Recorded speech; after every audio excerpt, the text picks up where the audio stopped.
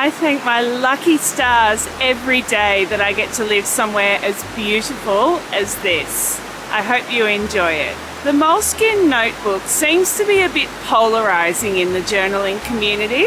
There are enthusiastic fans that will hear no wrong said about the notebook, and then there are the opponents who complain about the things like bleed, ghosting, poor quality paper, and occasionally about the construction, which we'll get into later.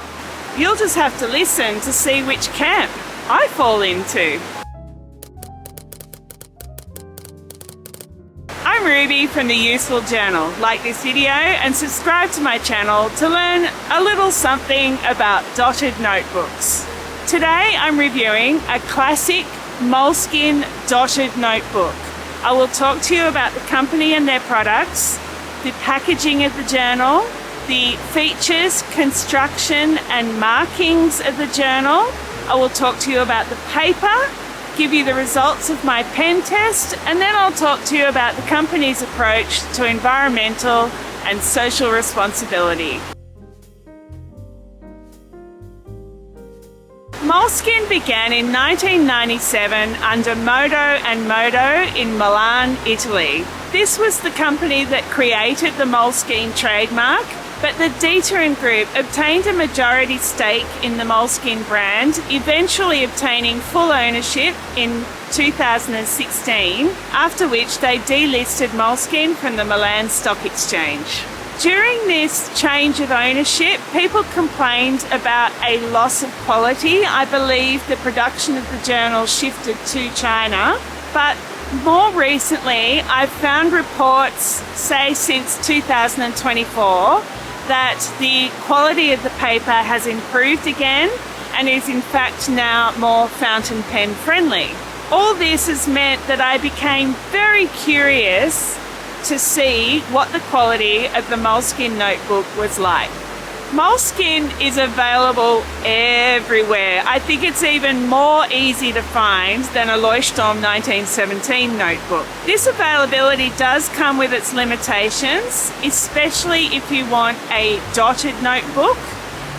I've found that a little bit harder to find. You can usually find their lined and their blank page journals everywhere. The dotted notebook, you have to hunt around a little bit more. Moleskine has a big range of notebooks with coloured or decorative covers.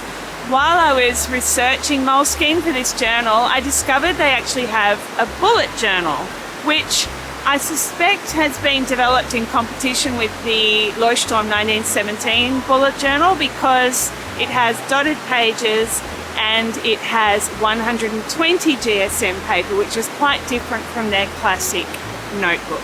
The best known Moleskine is actually their classic large, which is the one I've got, and when they say large, it's actually an A5 slim, so it's a little bit narrower, about 1.5 centimeters, around half an inch narrower than a true A5 notebook. They do also have composition B5 notebooks and pocket notebooks. Both of these come with dotted pages. They do have some notebooks available in a close to a B6 size, but that one never comes with dotted pages. They also have a wider range of notebooks, kind of getting into their art range, and this includes watercolor paper, but none of these come with dotted pages. I have actually done reviews of two brands that have watercolor paper and dotted pages. I'll link them up here. And finally, they do have a soft cover range, again, not with dotted pages. My notebook came with a thin plastic shrink wrap and a paper belly band. The paper belly band has a slight point of difference because if you turn the paper belly band over, it has kind of labels for travel related stuff that you could cut out and stick into your notebook. I suppose they're just trying to make it a little bit more reusable. There were no extras and there were no free gifts. The classic notebook has a polypropylene leatherette cover with a firm and smooth finish that is stamped with the Moleskine brand on the bottom of the back cover. It has an elastic closure that doesn't feel particularly strong, so I wonder how long it would last. One narrow bookmark ribbon in a kind of mushroom colour that is a good length but feels a bit flimsy. No pen loop, and a rear pocket that extends right across the back cover, so no lumpy back pages. There are 240 pages. The edges of the paper are plain, the corners of the notebook are rounded, and the notebook is 330 grams, which is a pretty standard weight. The notebook has a stitched book binding with no headbands, although I note there is an extra paper glued around the binding that helps to secure the ribbon. The signatures are secured with only 4 stitches, and while that isn't necessarily an issue, I'm surprised that they're quite inset from the top and bottom of the notebook, meaning that they do tend to pull away a little. This would make it easier to tear pages out, but I think it also makes it a bit easier to accidentally pull on it and tear a page. The joins between the signatures are excellent. Very, very neat with no sign of glue, no gaps, and the joined pages don't sit up from the spine. Sadly, the notebook doesn't really sit flat. When I say that, yes, the notebook stays open to the page you're on, but there is a definite dip in the middle of the spread, making it difficult to lay a ruler across the notebook to draw a straight line. The page edges sit nicely inside the cover edges. While the notebook has a very durable, strong feeling cover, I am a little bit unsure about the durability of the elastic closure. I find many brands that have problems with the elastic losing its elasticity over time, so I do tend to keep it just on the back cover most of the time to save it for when I really need it. I can't really comment from personal experience because I haven't used this notebook, but going online, the notebook holds up well, the ribbon and the elastic not so much. The notebook has an owner page, and then on the other side of the end paper there is some notes about the Moleskine manifesto, and then the end paper at the back of the journal has some information about the Moleskine Foundation, which I'll talk about later. There are no other marked pages, there are no page numbers, and then all that you have otherwise is the dot grid. There are 25 dots across the page and 41 dots down the page. The dots can vary in distance from the center of the double page spread, but typically start 5mm from the side edges of the pages and about 3mm from the top and bottom of the notebook. The dots are well aligned across the double page spreads, but as I mentioned, the dip in the middle of the page can get a little bit annoying. The dots are small and grey in colour and are of an average darkness.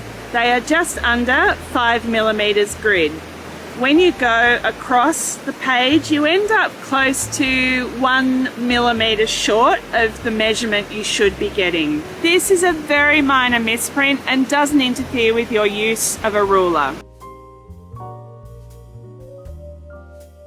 The light cream coloured paper is 70 GSM, and this is a point of difference for the Moleskine notebooks because most notebooks like this are 80 GSM paper. The paper is smooth but has a very slight feedback when writing with a fountain pen, very similar to the Leuchtturm 1917 paper. The paper was impervious to liquids with no watercolour or inks showing through. However, they do soak in a little bit because the watercolour had an even finish, whether you used a wet on wet or a dry technique, and it was possible to achieve some blending and other watercolour effects. There was a degree of page crinkle, which is unsurprising on 70 GSM paper. The big news is that fountain pen inks did not feather and laid down on the page at the expected stroke width for the nib I was using. The paper has an average drying time of 10 seconds in my test, which is further evidence that there's probably not a significant amount of coating on the paper. I really hate smearing, so this result gets a big thumbs up from me. There was also no issue with smearing when you put a highlighter over pen. For all the warnings I'd seen online about ghosting and bleed through, I was really surprised with the lack of either. So I do wonder whether they've changed up the paper in the last year or so, like some people are talking about online, because this seems quite a different result to some of the pen tests I've seen online before. The only bleed through was from an alcohol-based ultrafine Sharpie pen and a calligraphy ink, and that's okay because you're really not meant to use either of them in this type of notebook. There wasn't any bleed through from watercolors, fountain pen inks, stamp pad ink, or even when I used 2 layers of water-based Tombow markers on one spot. This is a really good result for 70 GSM paper. Ghosting was also far less problematic than I was led to expect. To be honest, it's pretty similar to many other brands of notebook with 80 or 90 GSM paper, and I would have absolutely no issues writing on the reverse side of any page. Pencil erased with a bit of shadow left on the page, and whiteouts didn't suit the cream paper. With all these cream paper journals I've been buying, I'm really going to have to hunt down some alternative options. Generally, for 70 GSM paper, I have to say I am pretty impressed, especially for the watercolor and fountain pen results. Since 2008, Moleskine have been using Forest Stewardship Council certified paper in their notebooks. The company is implementing science-based targets for climate emissions that will meet the goals of the Paris Climate Agreement, including working on emissions that are coming out of their value chain, like their supply chain for their products. Detailed information about Dieter & Group's approach to sustainability and to corporate responsibility are addressed on the Dieter & Group website, not on the Moleskine website, because that website is just for the brand, not for the company procedures. This is fairly common because the company is the one that's going to have the reporting responsibilities. Moleskine has set up the Moleskine Foundation. This is a not-for-profit that funds initiatives focused around education for underprivileged populations. For example, supporting micro-grants for projects that tackle social and environmental challenges. I will note here that the foundation is funded by 2 things. The first is memberships of €20 per year that anyone can purchase. And if you want, you can opt in on purchases of the journal made from Moleskine's website. When you opt in, 1% of the cost of your order goes to the Moleskine Foundation, and that's without any increase to the cost of your order. I suspect not that many people buy directly from Moleskine's website because the journals are available so widely elsewhere. So this kind of reduces the opportunities to contribute to the foundation. And I also don't like that it's an opt-in, because that means that Moleskine's kind of putting the onus on the consumer to decide that 1% of their order will go to the foundation. Why doesn't Moleskine just do it for all their orders?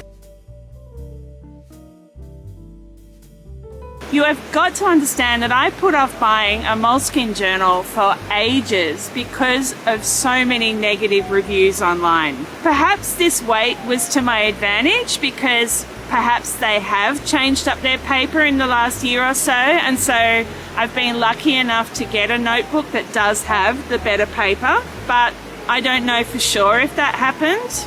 All I know is that the notebook I have works really well with watercolors, fountain pens, water-based markers, all sorts of different pens with no bleed through.